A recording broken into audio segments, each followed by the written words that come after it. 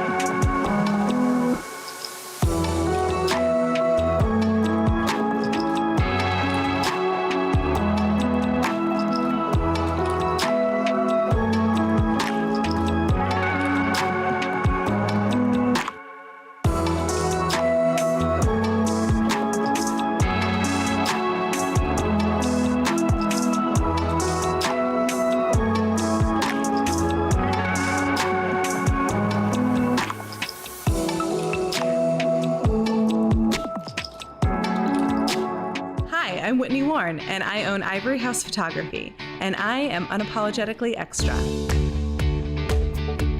Unapologetically Extra is a state of mind. It's showing up boldly for yourself and for others. It's the willingness to be seen and the confidence to use your voice to make an impact. Join us on June 28th on YouTube for the Convos with Lola podcast live stream.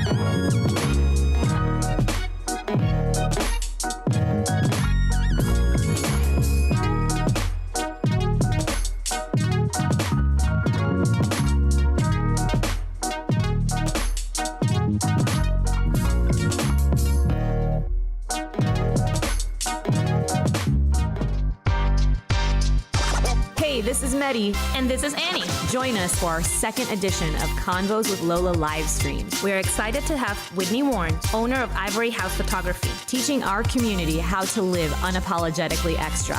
We will talk about how to conquer our internal obstacles to leave our mark on the world. So mark your calendars, grab your faves, snack and bev, and celebrate with us.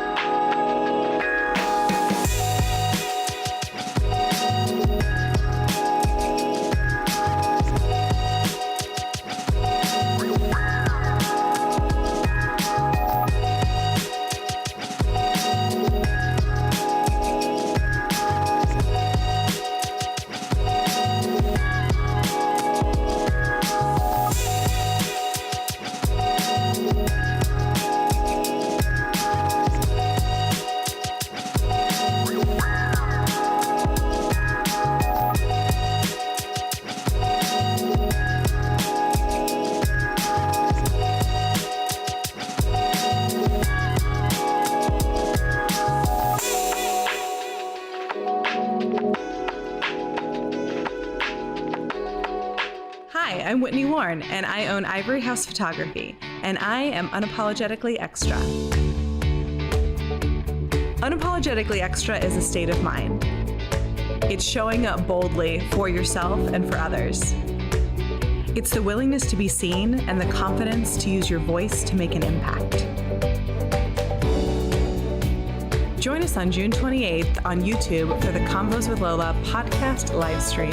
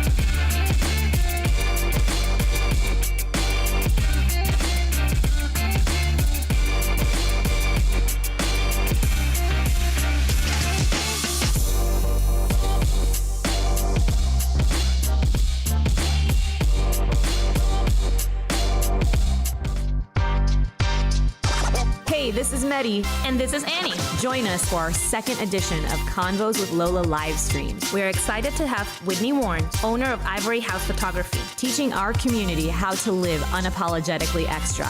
we will talk about how to conquer our internal obstacles to leave our mark on the world. So mark your calendars, grab your faves, snack and bev, and celebrate with us.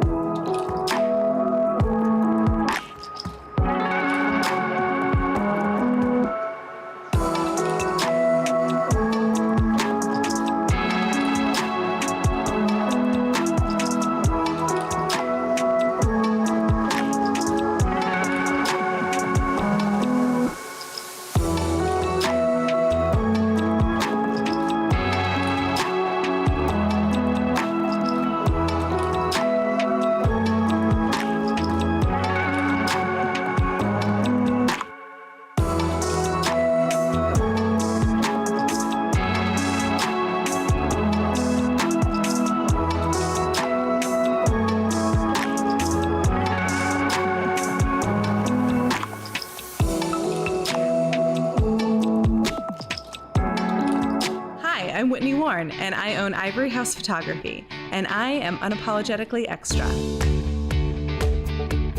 Unapologetically Extra is a state of mind. It's showing up boldly for yourself and for others. It's the willingness to be seen and the confidence to use your voice to make an impact. Join us on June 28th on YouTube for the Convos with Lola podcast live stream.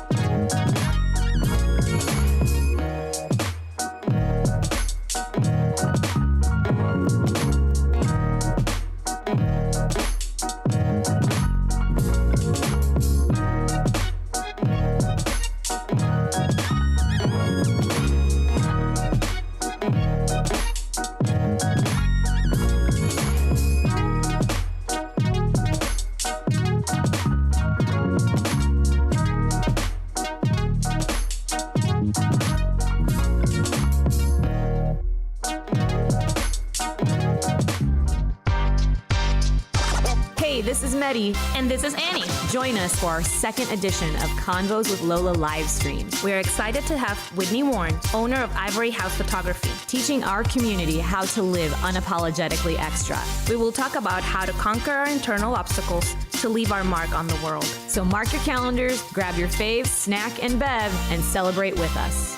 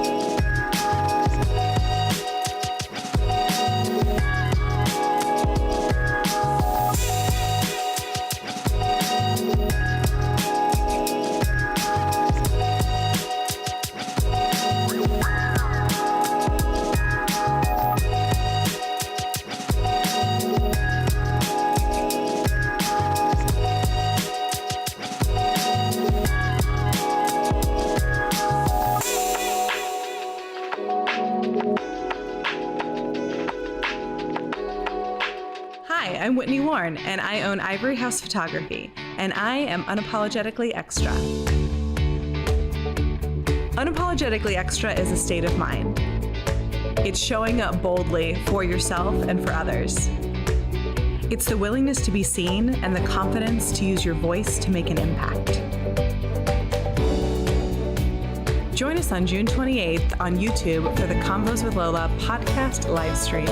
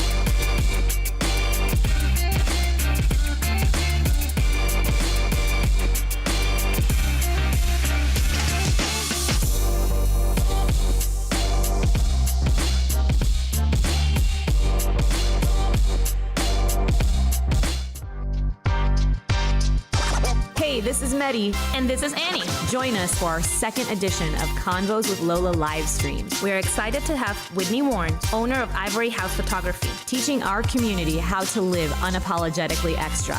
We will talk about how to conquer our internal obstacles to leave our mark on the world. So mark your calendars, grab your faves, snack and bev, and celebrate with us.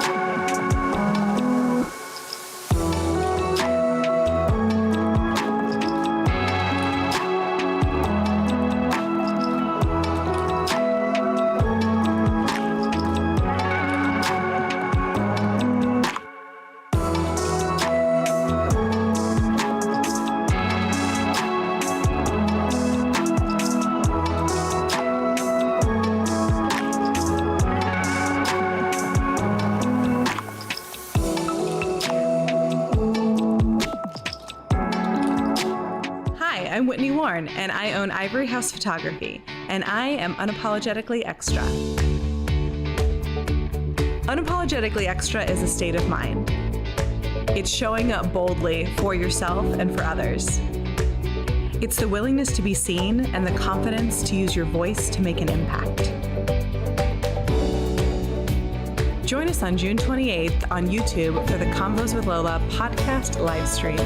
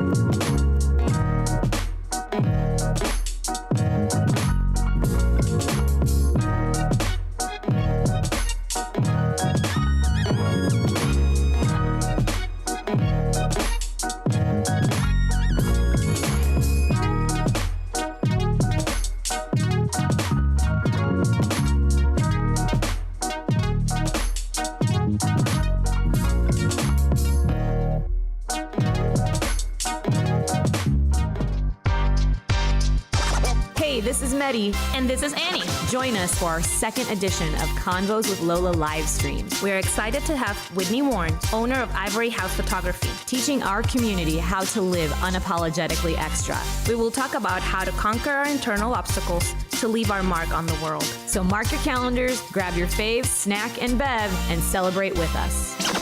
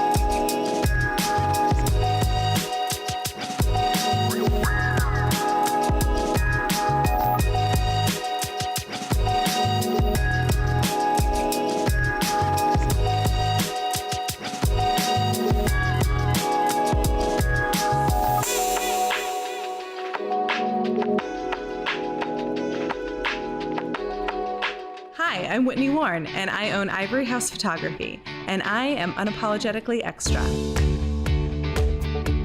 Unapologetically Extra is a state of mind. It's showing up boldly for yourself and for others. It's the willingness to be seen and the confidence to use your voice to make an impact. Join us on June 28th on YouTube for the Convos with Lola podcast live stream.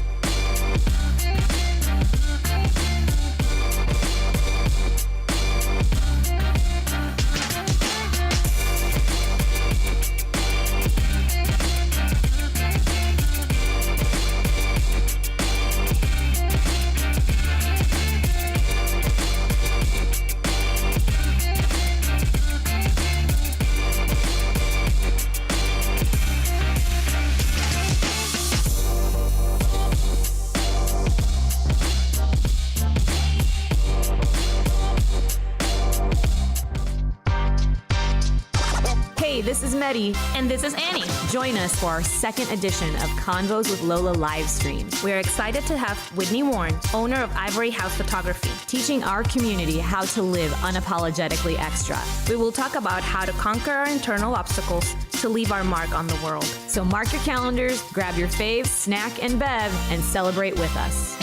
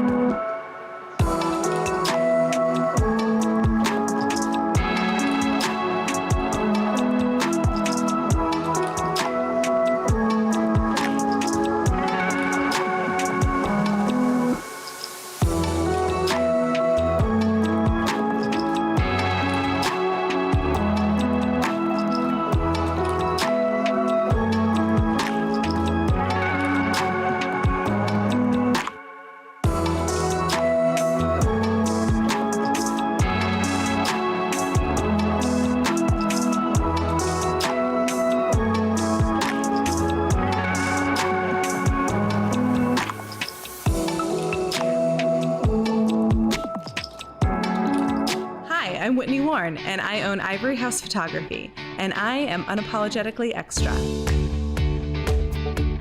Unapologetically Extra is a state of mind. It's showing up boldly for yourself and for others. It's the willingness to be seen and the confidence to use your voice to make an impact. Join us on June 28th on YouTube for the Convos with Lola podcast live stream.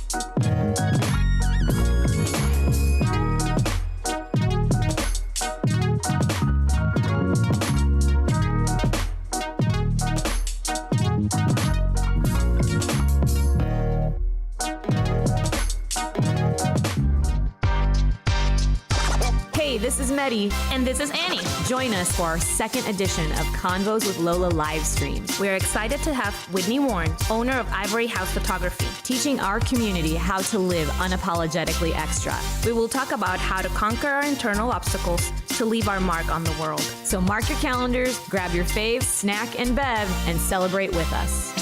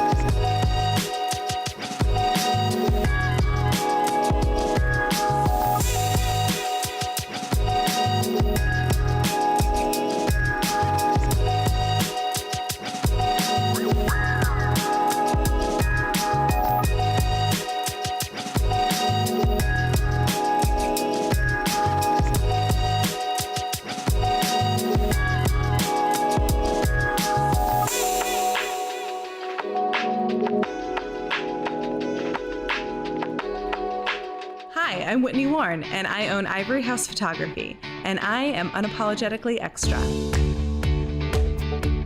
Unapologetically Extra is a state of mind. It's showing up boldly for yourself and for others. It's the willingness to be seen and the confidence to use your voice to make an impact.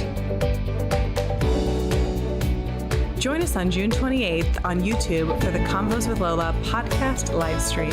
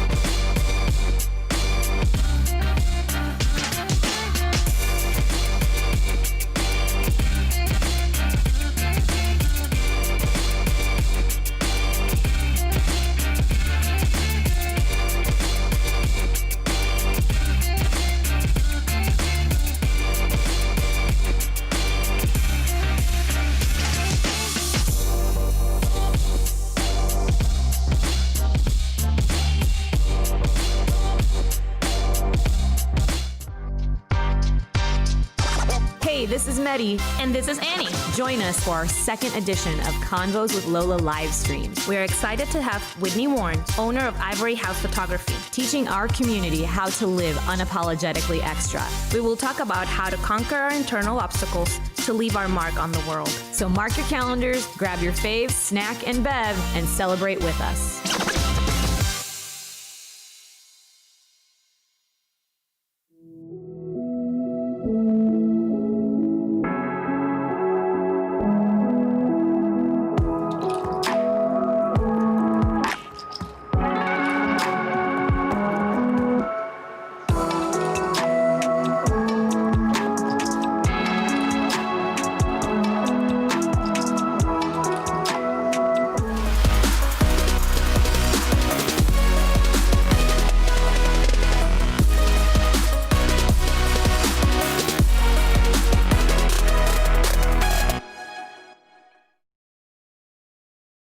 Hi, and welcome everyone to another edition of Convos with Lola livestream. I am one of your hosts, Annie Woods, with Medi Paulus. and we are so freaking excited because we have one of our best gals here today. Yeah. And I've had the pleasure of knowing Whitney for maybe 4 years, 3 years now. And over this time, we've connected over similarities, maybe discrepancies in our personalities. And Whitney has taught me a lot. One of the most special experiences I think I've had in building my personal brand and building my coaching brand I've had with Whitney, and we're gonna talk a lot more about that. Whitney is the owner of Ivory House Photography and what I believe is the ambassador of Unapologetically Extra Live. I probably said that wrong because I have an accent, but it's all good. So, Whitney, let's open up. Tell us a little bit about yourself. A little bit about me. Okay, Yes. well, Annie covered the basics. I own Ivory House Photography. I also own Brand Launch, and I am unapologetically extra. So, Yes, she is. And that didn't, it didn't come out of the womb, unapologetically extra. I think that that's really important, and I'm sure we'll dive into that a little bit. But I'm a business owner, creative entrepreneur, huge fan of building community and do whatever I can there to show up for the people of Des Moines, and also happen to go to the gym with these two lovely ladies. So that's how Medi and I got connected. But that is. it's just a little bit about me. Yeah.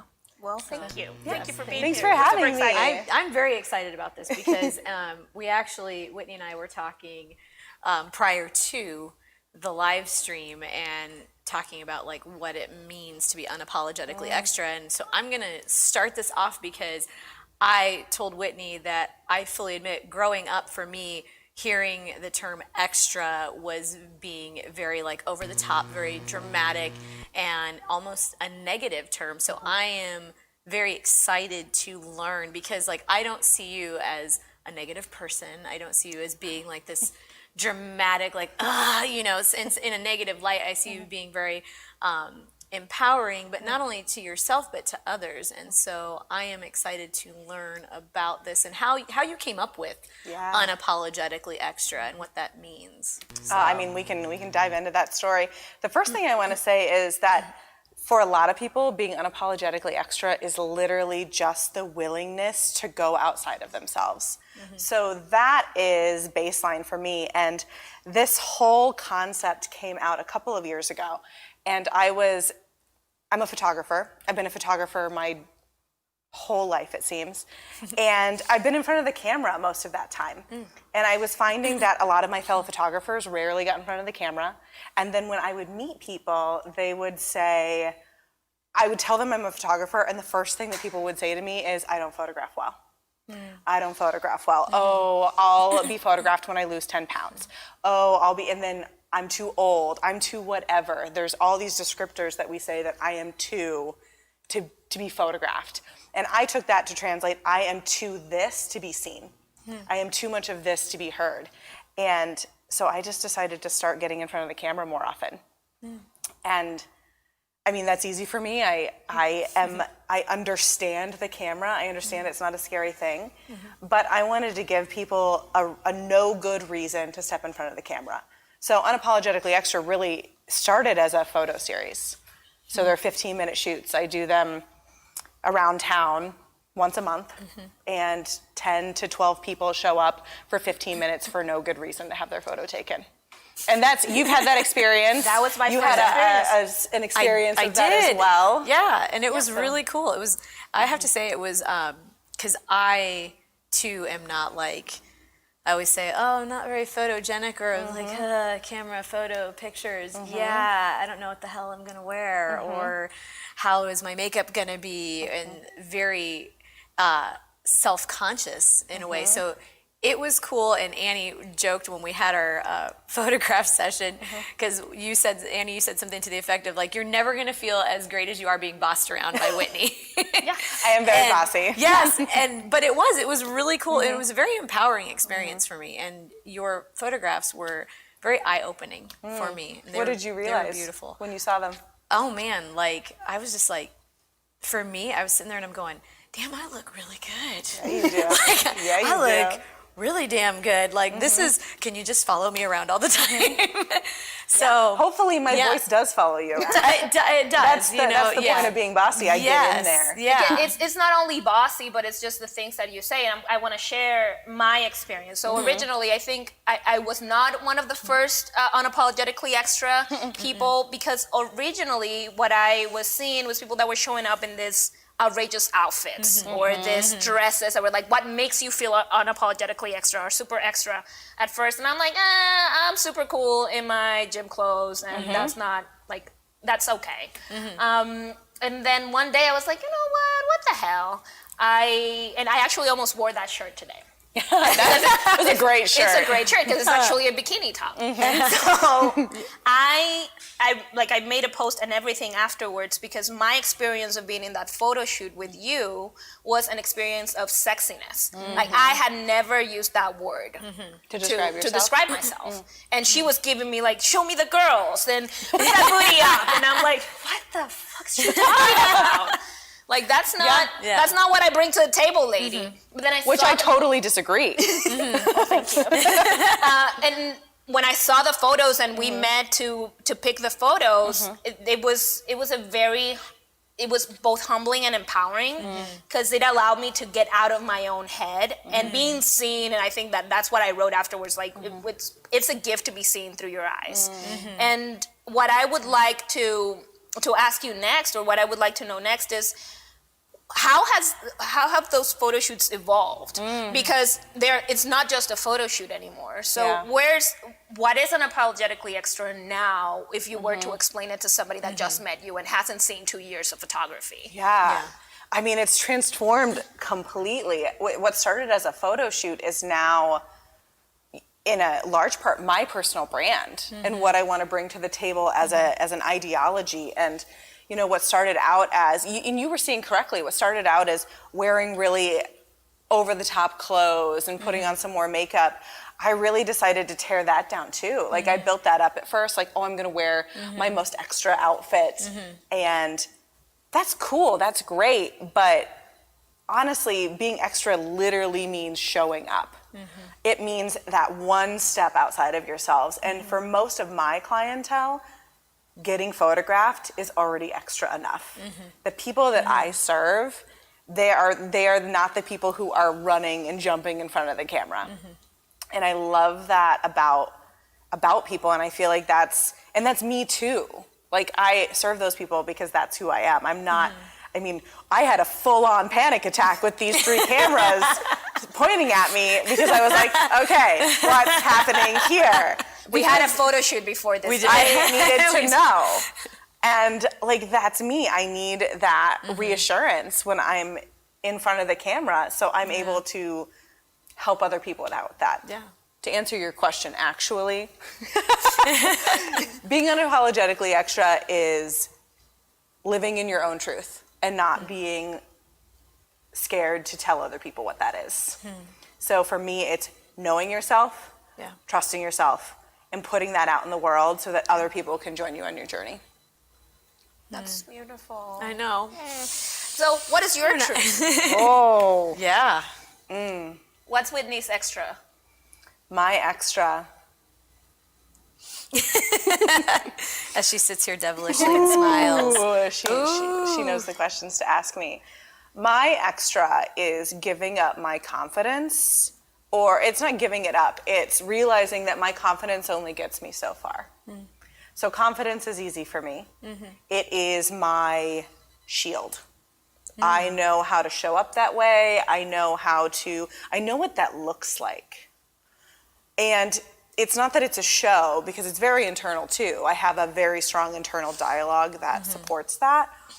But my extra is intimacy, like getting really close to other people. My extra is vulnerability. When I choose to share things that are 3 steps lower, 3 steps deeper, like that's a very extra experience for me. And then how do I put that out in the world? I may not share my like deep extra moments, but the effects of them come out through how I treat everybody else in the world. Wow. Good answer. I know that. Not that there was a wrong answer. Yeah, but of course, like as you know, I relate a lot to that. But before I move on with your train of thought, what's extra for you? Oh my gosh. What's Maddie's extra? Oh my God. This is supposed to be at the end It's of a conversation. the show. We get into the extra for me. You know, that's a really good question, because I think I'm still kind of discovering that.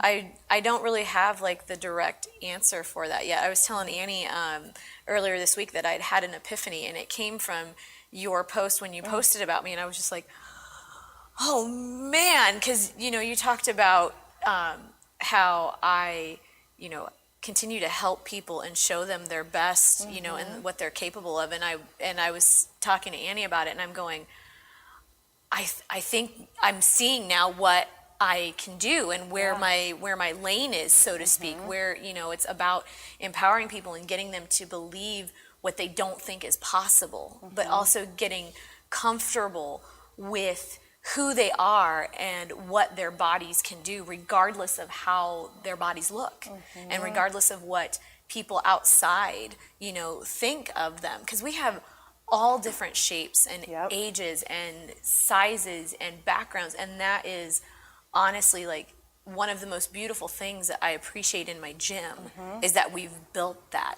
Like, I didn't do that by myself. I did that with the help of the members in the gym and them trusting me. So I guess my extra is a very long-winded... Leaning into that. Leaning into that. So...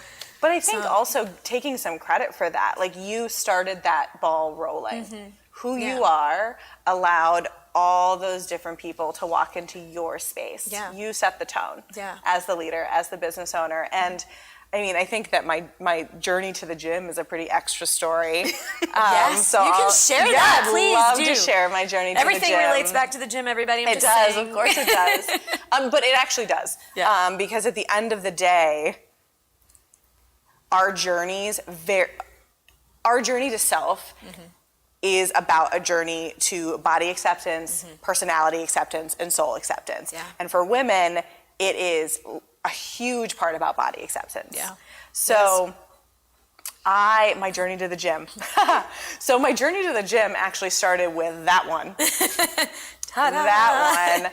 So and then a little bit of background. You walked into a CrossFit competition that I was attending. So my man is a CrossFitter, has been for a long time. So on the last episode of the live stream, we mentioned that I did my first CrossFit competition because of her man. So Eric, my man, was your CrossFit competition partner. He was like, you're doing it. I might have laid a hand in that also, just so you know. I was like, I bet Annie would do it, because I wasn't. I wasn't. So, I'm a very active person. I love my yoga. I did my walks, all that. And I was like, I don't need to do that CrossFit thing. That's too much. And honestly, I was scared, but I didn't want to say that out loud, because I'm not scared. It's not. That's part of my identity. I'm not scared. But I am sometimes. And dating Eric brought up all of these things that I didn't know were dormant, because I'm dating this man with, biceps and pectorals and stuff that he works He's for. Very fit, ladies very and gentlemen. Fit. Very fit. We had a photo. Yeah, we had a photo. But I almost he was like, you'd probably like it if you went. He didn't care one way or the other, but we had several conversations about it because I'd always ask him about his workout. And then I go to watch this competition, and Annie just looks at me and she's like, so when are you coming? She totally poked. She did. She poked my bear. She poked the bear, and, if there's one person who can like look at me with a challenging eye and be like, yeah, you should do it. Like, most people I would be like, I don't care. But if she does it, I'm like, I have to actually consider it. There's something there. Annie with accountability. It could be because she's a life coach too, and you're afraid to disappoint. And she just knew my button. So that was like October. Yeah, that was November. Actually. November. Okay, so it's December. I'm laying in bed. It's like 3:00 in the morning. It's one of these moments, my friends. Oh wow! It was a CrossFit epiphany. Oh wow! Just like I had woken up, or I was going to sleep. I don't know. I was drifting, and I had this thing of like, I'm not going to the gym because I'm being obstinate. Like, I'm not going because I don't want to go. I'm not going because like I haven't found a gym. I'm literally just like living in my I don't need to go to the gym thing. And that was becoming so untrue from just I desire to be physically active in a very intense way, and I was not giving myself that because I was scared. And then I was like, what's the closest gym? Just so happened. Enter black collar. I literally can roll down the street to this gym. So it was just like, okay. So I didn't tell anybody about this. I had this epiphany like mid-December, kept it to myself, and then was not gonna tell my boyfriend. I was literally gonna start the gym without telling him. Now, keep in mind, he would have said nothing, just been supportive, like, you go girl, you do your thing. And I was like, oh my gosh, I'm literally keeping this from him because I don't want it to be a thing. I don't want to hate it. And then I have to tell him that the thing he loves, I hate. And that's like, I didn't want to do that. I also did not want to be like the CrossFit couple. You didn't want to be competing. Yeah, you didn't want to be competing with each other. No, there's no world in which that we would compete. He's got 5 years ahead of me. But I was like, there were just like a lot of stigmas I had on that in my own brain that were just protecting me from failing. Like it was all just a protection from failure. And so I reached out, and then you connected me with Medi, and I showed up. And I mean, I knew when I showed up I was doing it. Like there was never a moment. So then here I am. Here you are. Here I am. And look at all the things that you have accomplished and done. I have calluses. You have calluses. I have calluses. That's the badge of honor. You have a love for a barbell. I do. You have a love for a barbell. I feel so powerful. You are, and you do you move weight well, and you move well overall, and you sweat, and then you join in. That's never been an issue. You join in the complaining as everybody else does. Yeah. Complaining is part of CrossFit. I don't know if you know. Yeah. I mean, I've never like been on the ground after a workout, just like not sure what's happening. I don't know if I'm sitting or standing. I might have lost my leg back there. And I'm like, it's the barbell stuff. I'm like, oh yeah, okay. You are a CrossFitter. Hey, the cardio, bring me the barbell. This is why I get down on but that, I know I'm there for the cardio. Everyone's We're all there to grow. Everyone's there for the cardio, and everyone's there for for the accountability. And the relationships. I think that CrossFit was really a window to my extra, and because my extra looks very similar to yours, in the sense of vulnerability and intimacy. Like you and I like to say the same thing, that we are very transparent, but we're not vulnerable, or not that we're not. It's just easier. to work harder at it. Yeah, we have to work harder at it. And I was talking last week about it, how being transparent is not vulnerability, but there's no vulnerability without transparency. So at least we have that. We've traveled that little bit. But CrossFit was really going to the gym and going into our own perceptions of our body and being women was a key to unlock a relationship with my body that I never had. So I grew up in a country in which, and this is why my reaction to your photo shoot, I grew up in a country in which I don't have a typical feminine body for the Caribbean lady, big butt, small waist, big boobs. So I didn't grow up. Totally disagree on that one, but okay, go ahead.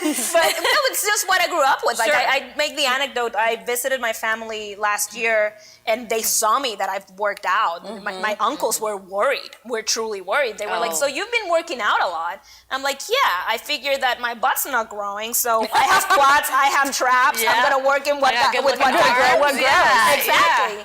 And they were like, "Well, but you can get injections." So that is my family. Wow. Yeah. And it's like that is the environment that I grew up with.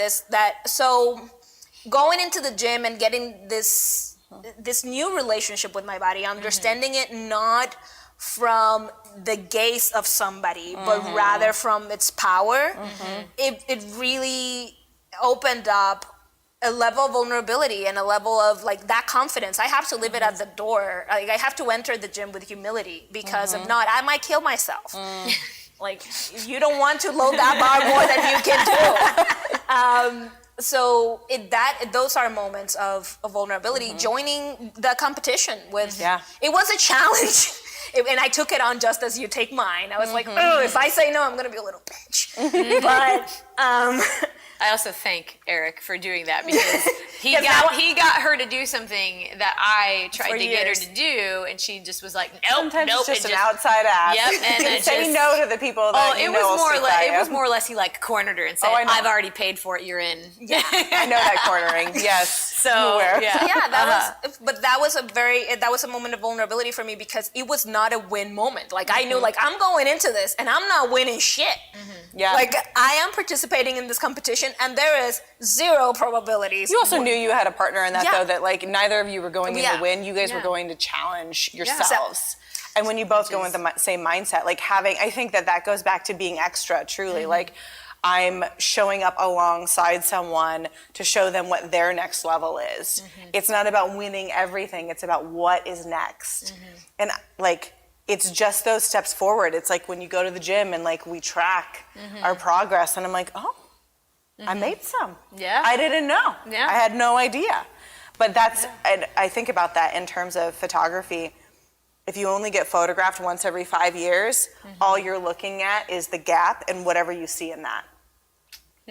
If you see, if I look at photos of 5 years ago me and I had nothing in between, I would critique the shit out of myself right now.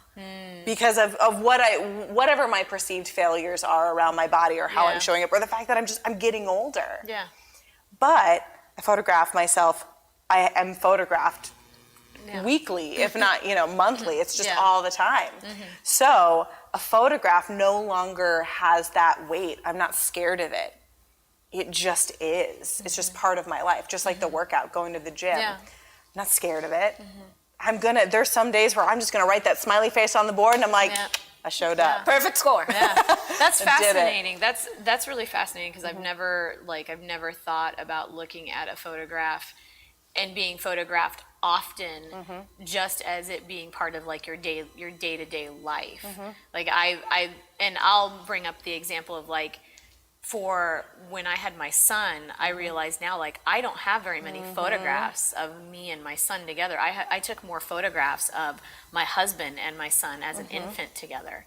And so I sit there and I'm like, man, like, shit. Yeah.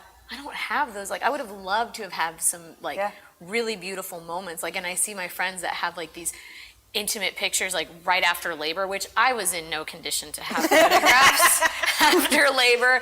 But they all look very beautiful and, like, they're angelic. And I'm like, oh, that's so, and I'm like, I don't have that. So it's, so getting the photographs when we got our photographs done recently, it was eye-opening for me, and it was, in a way, like, mentally opening, but also emotionally opening. And I'm like, so getting photographs isn't just for special occasions, because that's how I grew up. Like, you got your school pictures done, you got, twice a year, you got a family photo done once in a great while, things like that. So we don't have a lot of photographs. And so my view of photographing now has kind of changed, where I'm like, oh, we need to get more pictures taken together. And, my kid needs more pictures taken. I need more pictures with my kid taken together.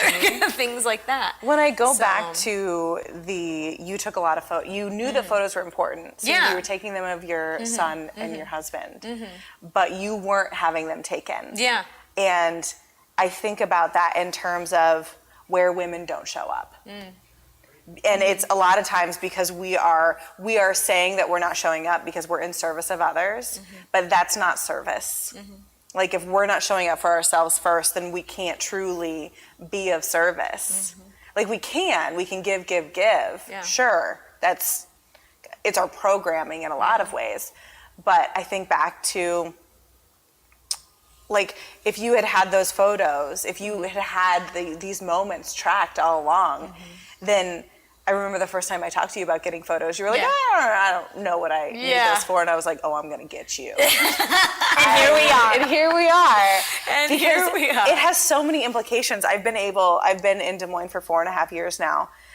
So I've been able to watch people that I started photographing at that point and how their lives have changed and how they have stepped outside of themselves in ways that I never, I don't have a direct, I'm not doing this. I'm just showing them something, and then they take it from there. And then as I photograph people 7, 8, 9, 12 times, I get to watch them get bigger, like literally expand, take up more space.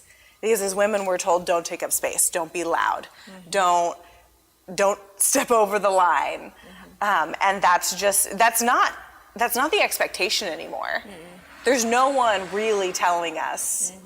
But there's still a lot of things that are ingrained and passed down that we get to just kick out. Yeah, I think that it's not like there's no one really telling us, but there's the inner voice still there. Yeah. Like I still have the shh from my mom or my dad. Like those things are, and even though I rarely listen to them then, it's still that second guessing of, I know I'm loud, I know that's probably never gonna change, but I still waste energy questioning myself when I am sometimes. That waste energy. Like think about all the negative talk that's just a waste of energy. And I talk about this in when people are like, well, what will people think of me if I get these photos taken? And then I'll hear the narrative that they'll tell me, like, will people think I'm vain? Will people think I'm fat? Will people tell me I'm too old? And I'm like, no one's gonna say that, but now I know what you're saying.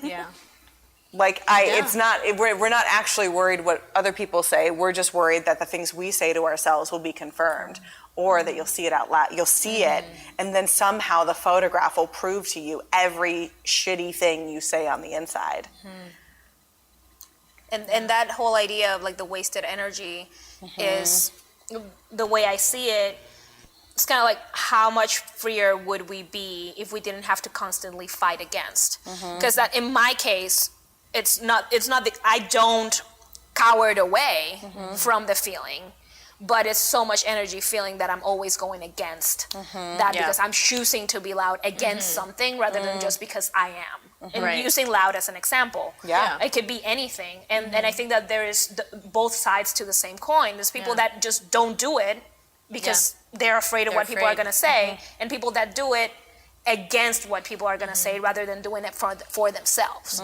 And that's still giving your power away in my book, because it's like still not doing it for me, but rather I'm not going to let anybody confirm X, Y, or Z.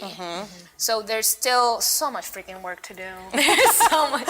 Never ending. Yeah, and that's true. Like I think too, like even being afraid of the unknown, because we have this, like, we tend to build our own scenarios, and it's like if we jump off the cliff, we don't know what's going to happen. And so there's this inherent fear of, if I do stand up for something, if I do speak my mind on something, what is going to happen? And I think sometimes we put far more weight on not having or having that unknown, when really on the other side of it, it could be something that ends up being a positive thing.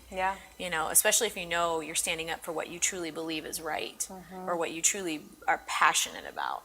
So, but saying your beliefs is a risk, no matter what. It is, very much so. And like weighing it, it's weighing that risk, right? It's like, do I do I say my truth and risk XYZ? Yeah. Or do I stay quiet and risk not owning what I have to offer? I mean, it can go either way, right? Safety or what's on the other side. Like my therapist says, she tells me always, we choose our heart. Like not one of those is going to be easy to a level, even though one feels comfortable, right? Like not telling my truth is comfortable, but it's, I mean, I'm eating that shit up. Yeah. So what are the hearts? Like, I think that the whole idea around being unapologetically extra is choosing the hearts that's truest to us, to us. And again, like, it's hard because it's not easy, but it's simple, right? Yeah. It's at the end of the day the simplest path. Like, if I just remove all of this bull crap, who am I? But it's hard because we were never taught that. Yeah.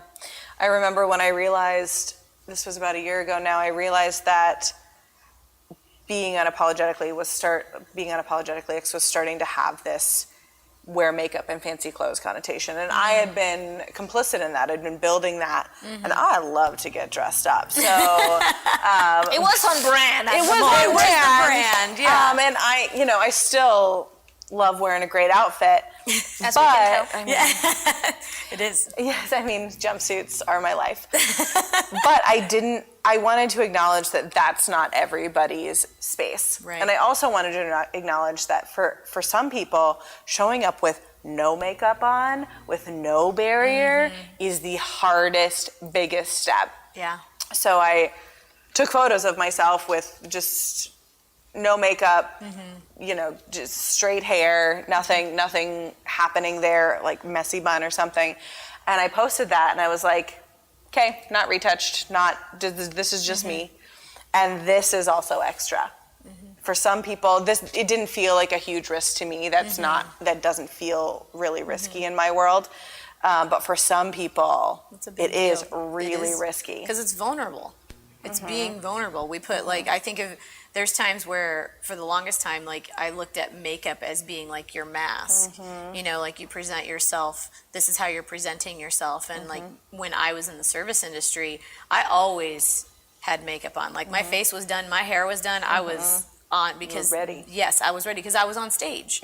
Like, as a server, you're on stage, you are performing, and it doesn't matter what's going on inside your head. You are there to make somebody's experience.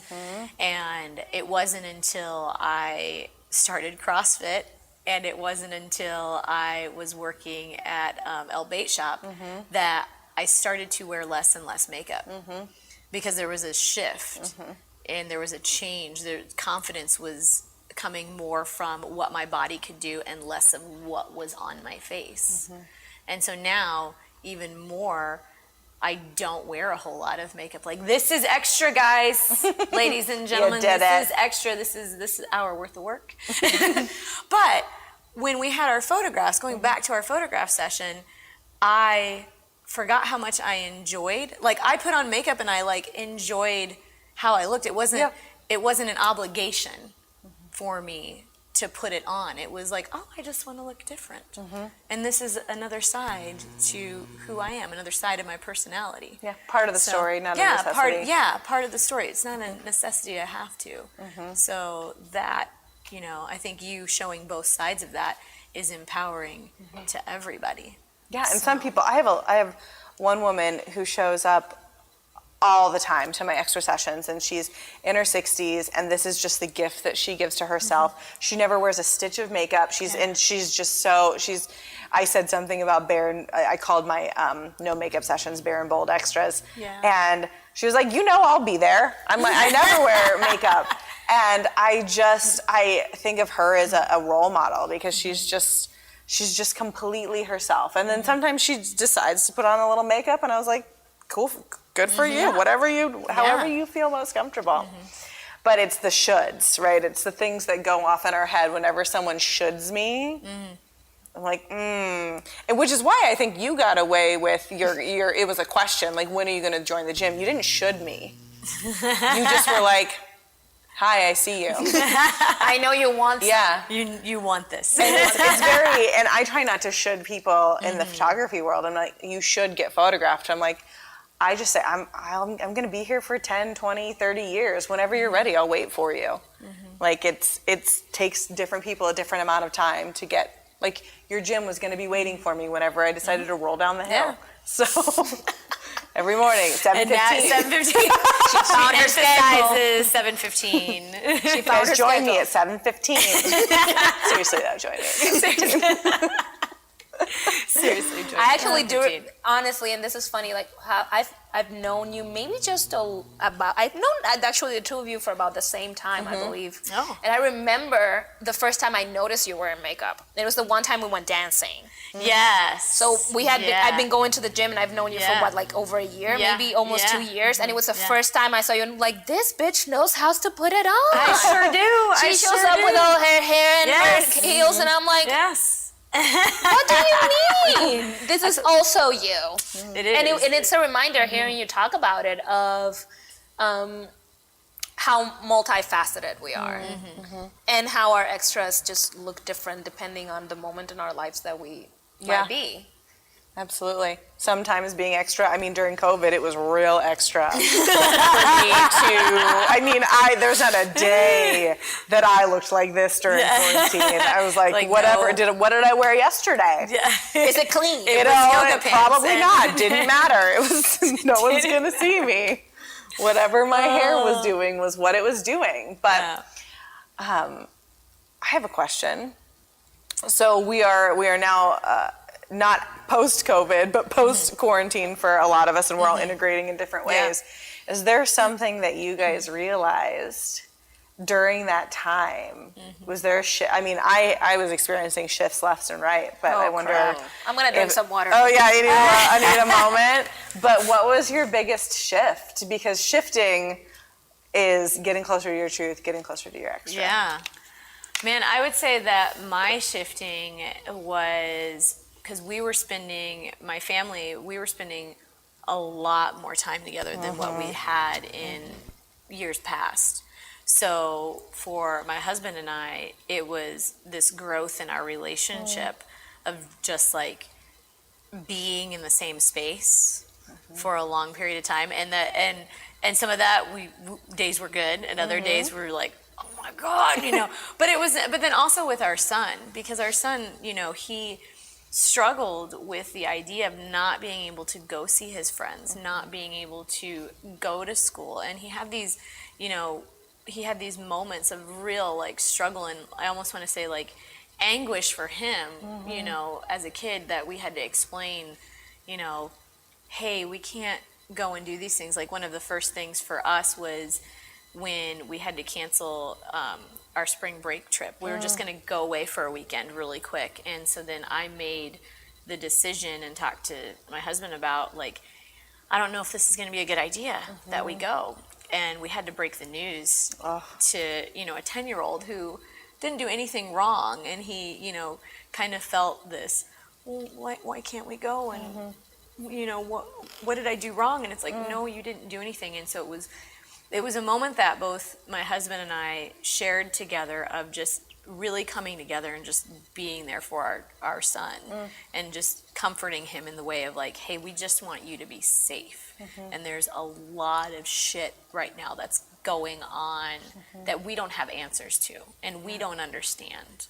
And so so our shift of really kind of working more together and relearning how to work together as a family dynamic. So I mean, parenting during COVID, you guys are warriors. That's If you guys all parented parents, yes. during COVID, yeah, I especially with salute littles. you.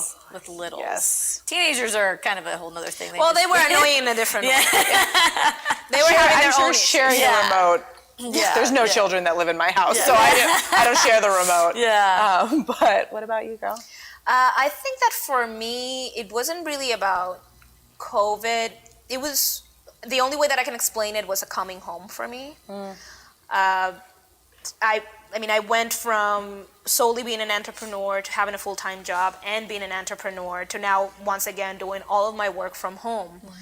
And that created a lot of space for me to reconnect with, I would say, the warrior in me. That's the only way that's the only archetype that I can connect with right now.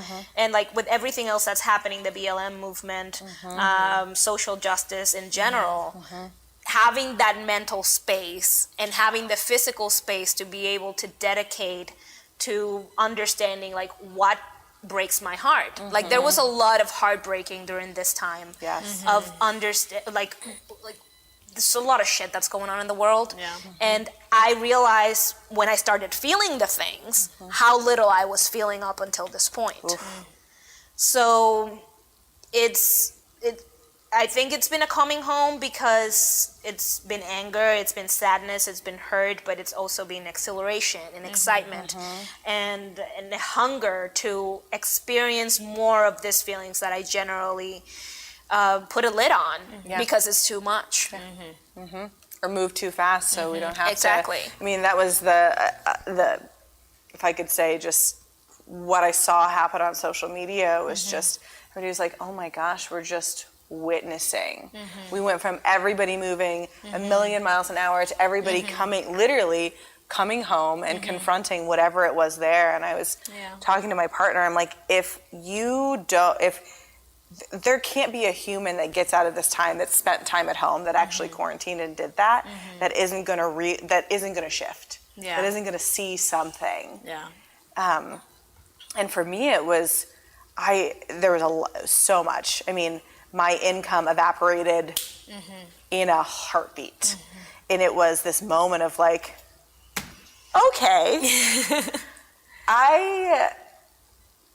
I am the only person that generates money for my family of one, and really had to understand what it meant to live a life and live a meaningful life that had nothing to do with how much money I could generate in a month.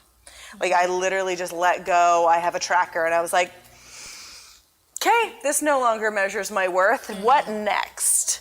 And as a business owner for 4 years, it was so freeing. And I spent so much, I mean, I was at home all the time. It was either just me or it was me and my partner, and sometimes obviously me and my partner and his kids. But I realized that when I took I have a very social job, and on top of that, I was out in the community a lot, and I realized how much time I needed to be alone. And just like my truth, I went back to my 8-year-old self that just read books all weekend and was so happy at home. And I was truly the happiest that I remember ever being. I saw those posts, yes. Yeah, I'm like, I know that I might be in the minority. I don't know. I 100% agree. I was thrilled, and I was making the least amount of money that I had made since I'd started my business. And it just taught me that I get to redefine what it looks like to come back in. And June has been a struggle because it's just, we're full bore again. Both of my businesses are having some of the best months they've ever had. And I'm like, what do I do about that? So what do you do about that? I had a day where I did 9 shoots. I photographed 9 individual people. And then it took me, and my last shoot was at a comedy club. It was at Teehee's. And I stayed and watched the set. And the next day, I could not get out of bed. I was in bed till 10 or 11. And it's the thing that people don't know. It's hard to explain to people because I have such an extroverted personality. And I show up with so much energy. But I always say, what I've discovered in COVID is that I have an extroverted personality, but I have a very introverted soul. And my soul, the actual me, the me that doesn't perform, the me that just exists, needs time. And so I told my admin that we were limiting my person contact to 6 people or less, because that was who I could serve.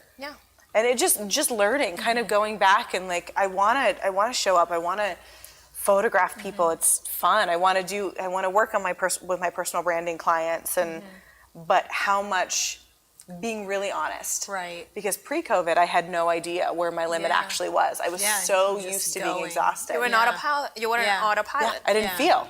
Now you have a parameter. It's like, so how I can see that. What is the most that you can work without sacrificing that feeling? Yeah. And some days, I'm going to tip the balance. It's going to be a lot of people. Sometimes, you just have to. Yeah. And it's just the way it ends up. But that means that, okay, do I need 3 or 4 days after that where I'm where you need some not time. shooting and coaching? Yeah. It was such a beautiful way to learn that lesson.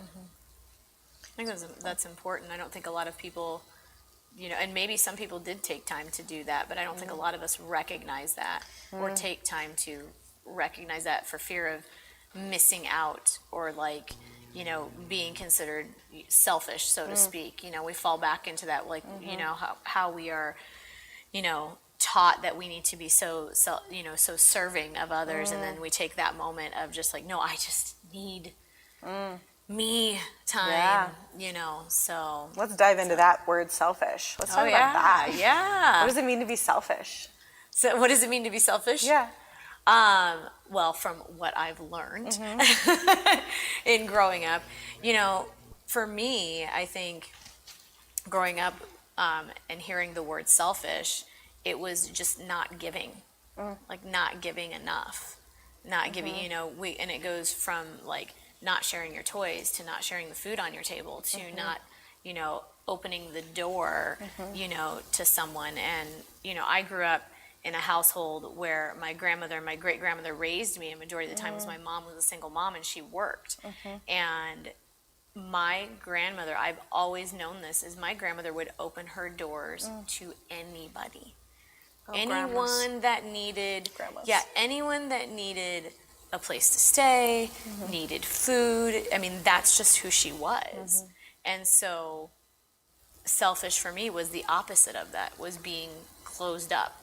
Not sharing, not sharing your space, not sharing your roof, and I think there are moments where I would probably annoy the shit out of my husband because I would invite people over for dinner, come on and have dinner with us, or, we'd be driving and, we'd see someone, in need, or a homeless person or a charity, and I'd give my money, and, and my husband's very just kind of fiscal with it, what are you giving? And I'm like, but that's just we have a budget for that. Yeah, we have a budget for that.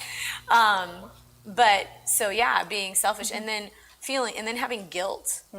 That's another big thing, is having the guilt of, saying no to things. And that was one big thing that I learned with Annie when I started working with her, because yes, she is my life coach, everybody. We coach each other a lot. We coach each other a lot. But that was a really big turning point for me in my journey of learning more about myself and being more open and showing up more. Was Annie was like, I'll never forget a conversation that we had where I was conflicted about I don't even remember what it was. There were several things going on, and I was just but I have to do this and I have to do that. And Annie goes, that no is a complete sentence, right? In her very loud Dominican accent. And I just kind of sat there and it was very abrupt, and it was one of those things that it was so abrupt that it shook me. Yeah. And I'm going, okay. And then the first time I said no to somebody, and I started to get that guilt of, because then they started to do the whole guilt tripping. But the thing was, the eye-opening pivotal moment was that I recognized that they were guilt tripping me, and I'm like, no, no, I'm not gonna do it. No, you're gonna be just fine, and you can do this without me. And the answer is no. And so that, that's where it changed. That was selfish. And how powerful it is to say no when it's not right. Yeah, and now I can be no. Now, thanks for thinking of me, but the answer is no. That I girl. Yeah, now I ask her for shit. She's like, nah, it's not gonna work for me. I'm like, what? Good progress. I'm proud, but also cold. How rude. But I do things now. Come on, no. But saying no is not about being a no person. Saying no is about having an enthusiastic, intentional yes. I mean, going through that checklist of like, okay, if I'm going to say yes to this, what does that mean? Yeah. Because I mean, saying yes to everything and then showing up half-assed to all of those things, Right. showing up in a way that you're like, oh, Right. I'm not showing up. My external alter ego, The carcass. the person that smiles is showing up. Yeah, yeah. And that's true because I've recognized that too. Like even when I've done things and being in my own business and taking on, you know, because I probably do that more often than not nearly as much anymore, but I remember just taking on everything and like seeing people from like the time that I wake up to the time that I close. And it was just exhausting. And by the end of it, I'm like sitting there going, you know, and I'm just like, and I feel bad because I'm not genuine and that doesn't sit well with me. You know, I still give them, you know, the best of me, but it's kind of like they're getting what the best is what's left. Yeah. And that, you know, that's disturbing for me. And so now it's important for me to make sure that I have that time because I want to give my best to everyone. I want to be of service in a positive way and in a meaningful way, not just because that's what I do. So, and I know a lot of people go through that in their day-to-day where they're just like, well, this is just what I do. This is my obligation, you know. I mean, we know that there are a lot of people that are in the workforce right now and they're just doing things because that's what they're supposed to do. It's a very small number of us that are doing something because we truly love and are passionate about what we're doing and we want to leave our mark. So, yeah. Annie. What? Same Selfish? question. Selfish. Well, I have a very, my experience with being selfish is that I consider myself a very selfish person.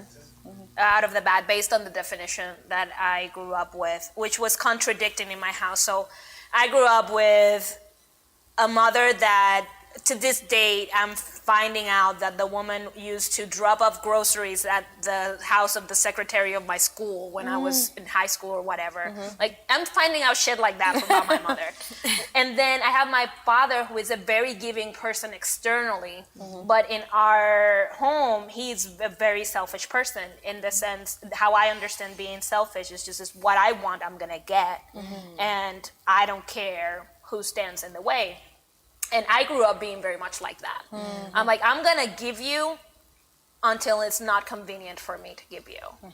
And there is, that is how I interpret being selfish is not necessarily not being giving, but being conditionally giving. And there is a lot of guilt that comes with that once you finally unravel the fact that that's bullshit. But for me, like, I don't have a problem saying no. I think that you and I have had this conversation that for me it's harder to say yes. And saying yes not only to people, but to myself and embracing and having experiences that I enjoy. And growing up, but I did grow up with the, let's say, the Latino guilt of you are there for people, you give off of your back. And it was conflicting when my brain, I was like, but I don't wanna.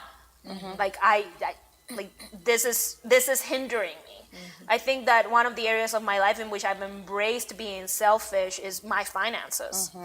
Like I come from a family like my grandma still, like she's a giver and she was born to give. And my family had a lot of financial hardship because she would just give everything away. And understanding that in order for me to be able to give to somebody, I first need to take care of myself. Now selfish doesn't feel that ugly. Now there's no that much guilt. It's like taking care of myself is the biggest act of love that I get to give to someone because of not how am I showing up. Like what, as a coach even, like how the hell am I gonna lead a person if my cup is empty?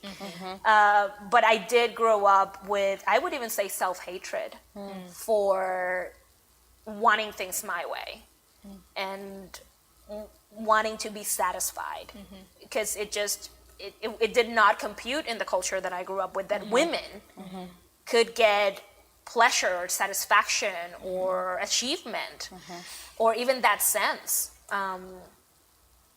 And thank God for therapy. That's all I have to say.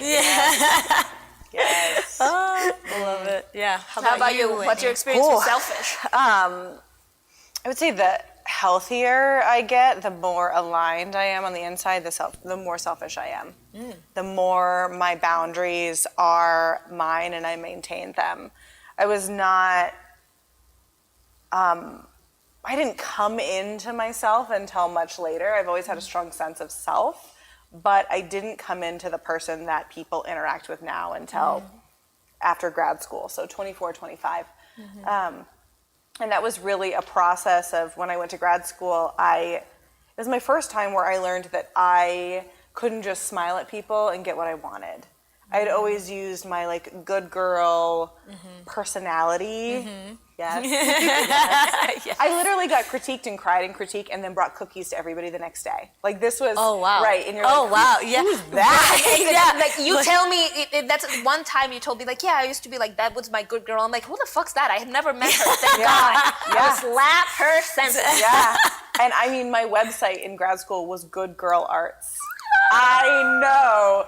Far cry from Unapologetically Extra. So cute. Yeah. But it's, and a lot of my grad school work was diving into feminine training and diving into what it meant to be a woman and be feminine. And it meant going against a lot of that and learning what I didn't believe and learning how I didn't fit in. And I was very fortunate to not fit in really well in my grad school environment because of the personality I had.